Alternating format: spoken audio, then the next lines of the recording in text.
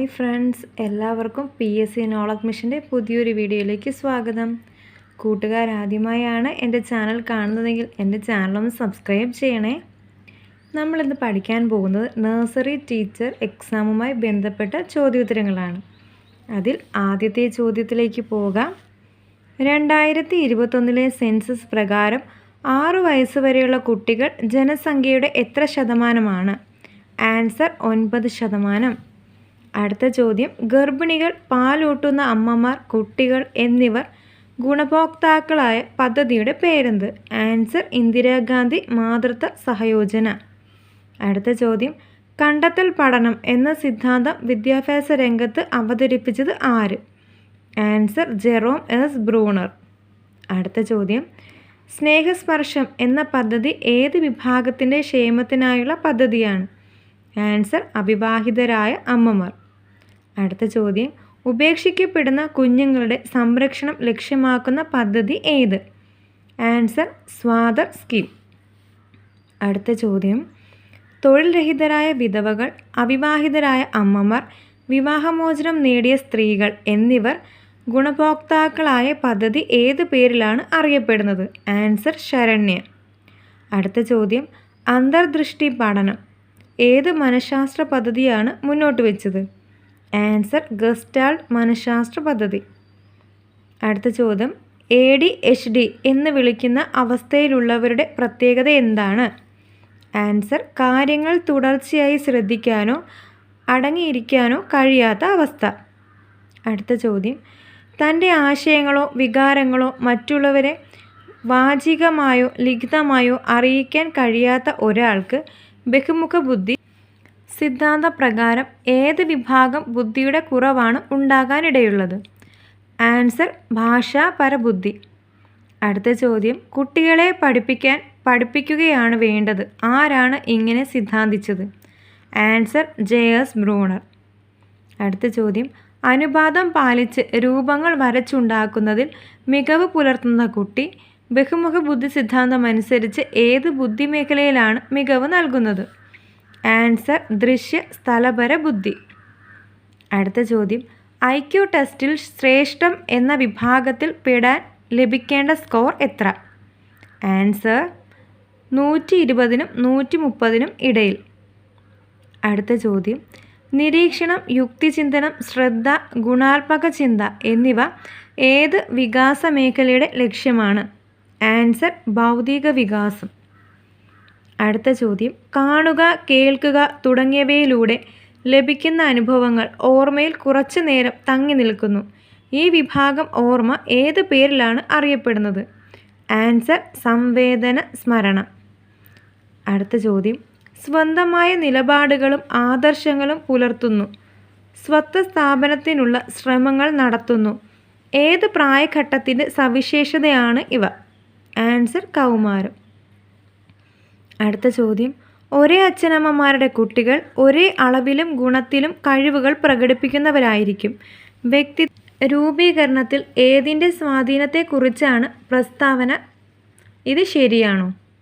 Answer പാരമ്പര്യം. ഇത് ശരിയല്ല. അടുത്ത ചോദ്യം, അംഗനവാടിയിൽ ഒരു പ്രവർത്തനം നടക്കുകയാണ്. ചുമരിൽ തൂക്കിയിട്ടിരിക്കുന്ന ചിത്രചാർട്ട് നിരീക്ഷിച്ച് കഥയുണ്ടാക്കി പറയണം. കുട്ടികൾ ഒരാൾക്ക് കാഴ്ച പരിമിതിയുണ്ട്. എല്ലാ കുട്ടികളെയും പങ്കാളിത്തം ഉറപ്പിക്കാൻ സൂപ്പർവൈസർ എന്ന നിലയിൽ നിങ്ങൾ നൽകുന്ന നിർദ്ദേശം എന്തായിരിക്കും? ആൻസർ കാഴ്ച പരിമിതിയുള്ള കുട്ടിക്ക് മുൻനിരയിൽ ചാർട്ടിനടുത്തായി ഇരിപ്പിടം നൽകി ഓരോ ചിത്രത്തിനും ആവശ്യമായ വിശദീകരണം നൽകുക. അടുത്ത ചോദ്യം, അംഗനവാടിയിൽ ഓഡിയോ റെക്കോർഡുകൾ ഉപയോഗിക്കുമ്പോൾ ഏറ്റവും അധികം പ്രയോജനം ലഭിക്കുന്നത് ആർക്ക്?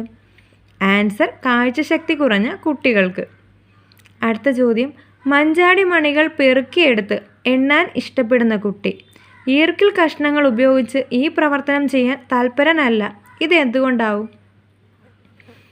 ആൻസർ മഞ്ചാടി മണികളുടെ നിറവും ആകൃതിയും കുട്ടികളിൽ കൗതുകം ഉണർത്തുന്നത് കൊണ്ട്. അടുത്ത ചോദ്യം, കളികളിൽ മികവ് പുലർത്തുന്ന കുട്ടി പാട്ട് പാടുന്നതിൽ ഉത്സാഹക്കുറവ് കാട്ടുന്നു. ഇത് എങ്ങനെ വിശദീകരിക്കാം? ആൻസർ ബഹുമുഖ ബുദ്ധി സിദ്ധാന്തം അനുസരിച്ച് കുട്ടിയിൽ ശാരീരിക ചാലക ബുദ്ധിയാണ് മികച്ചു നിൽക്കുന്നത്. അടുത്ത ചോദ്യം, ഒരു പ്രശ്നത്തിൻ്റെ കാരണമറിയാനായി നടത്തുന്ന പരീക്ഷണത്തിൻ്റെ പേരെന്ത്? ആൻസർ നിദാന നിർണയം. അടുത്ത ചോദ്യം, ഡാനിയൽ ഗോട്ട്മാൻ മനഃശാസ്ത്രത്തിലെ ഏത് മേഖലയ്ക്കാണ് കാര്യമായി സംഭാവന ചെയ്തിട്ടുള്ളത്? ആൻസർ ഇമോഷണൽ ഇൻ്റലിജൻസ്, വൈകാരിക ബുദ്ധി. അടുത്ത ചോദ്യം, തനിക്ക് ആംഗ്യപ്പാട്ട് പാടാൻ കഴിയാത്തതിന് മറ്റൊരു കുട്ടി കാരണമാണെന്ന് പതിവായി പറയാറുള്ള കുട്ടി ഏത് പ്രതിരോധ തന്ത്രമാണ് പ്രയോഗിക്കുന്നത്? ആൻസർ പ്രക്ഷേപണം. അടുത്ത ചോദ്യം, പുതിയതായി ഒന്ന് കണ്ടെത്താനുള്ള കഴിവിനെ എന്ത് വിളിക്കാം? ആൻസർ സർഗാത്മകത. അടുത്ത ചോദ്യം, കുട്ടികളിൽ യുക്തിചിന്ത വികസിപ്പിക്കുന്നതുമായി ബന്ധപ്പെട്ട വികാസ മേഖല ഏതാണ്? ആൻസർ ഭൗതിക വികാസം.